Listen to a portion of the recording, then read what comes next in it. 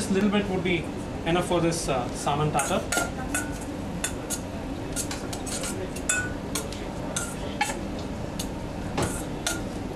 And again, this mixture would be finished with drizzle of extra virgin olive oil.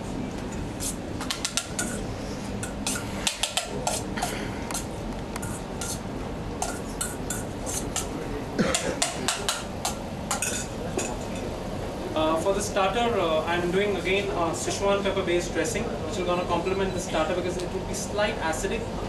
The vinegar what I'm using is raspberry vinegar, which is again very fruity. So that is going to complement really very well the saltiness of the salmon. So for the dressing,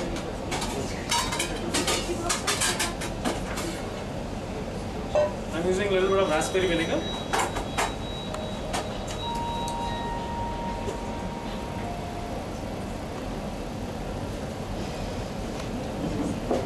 Some Japanese soya. So I'm not again adding any kind of salt to this dressing because Japanese soya, we're going to give the salt bit to the dressing.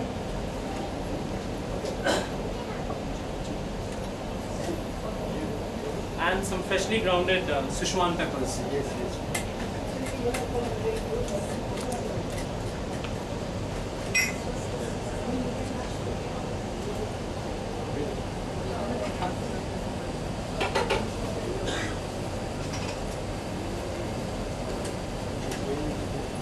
And then just a drizzle of extra virgin olive oil, and then we'll bind everything together.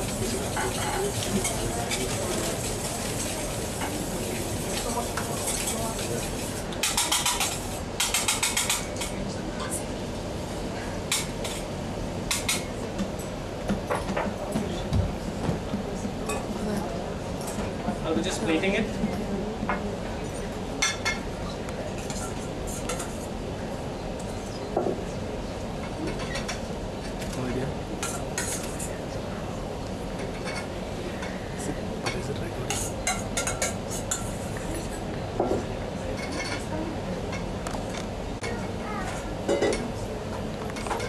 Sour cream, and hung curd is the basically Indian equivalent of sour cream, so you guys can easily use it in your houses. You can hung the curd for overnight and then it will become thick. Just season it with a little salt and pepper.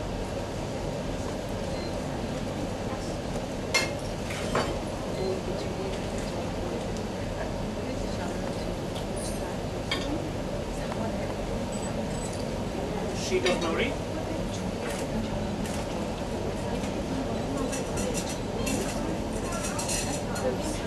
This is the raspberry vinegar and Sichuan pepper dressing, which will go on smoked salmon tartar.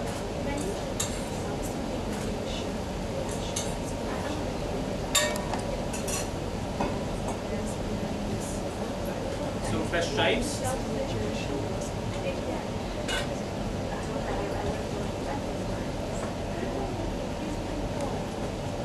And salmon and beetroot is again a very good combination. So at Kippaberry we try to intensify flavors of the food.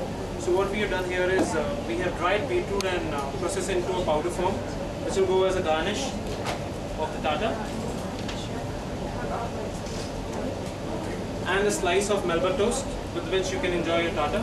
Again drizzled with extra virgin olive oil. And here is the starter, smoked salmon tartar, along with hung curd and raspberry vinegar dressing.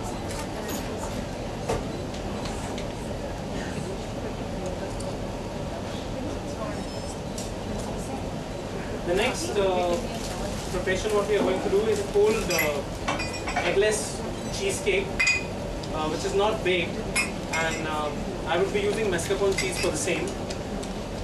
The very important thing for this cheesecake is that use of gelatin. As in, we usually at restaurants we use something called as leaf gelatin, but you usually don't get it in supermarkets.